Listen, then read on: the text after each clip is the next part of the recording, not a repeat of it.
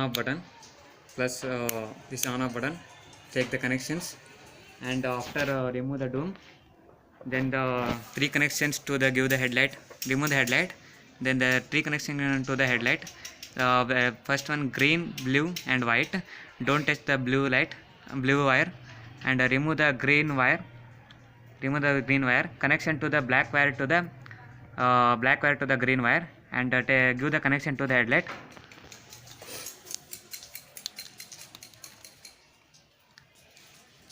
And take the green wire from the button, and connect to the white wire. That's like, and connect to the headlight.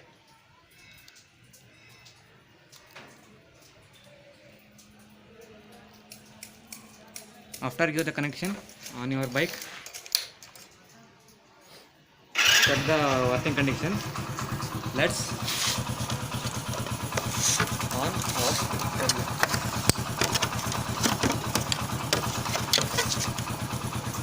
off. Simple. Okay, finish.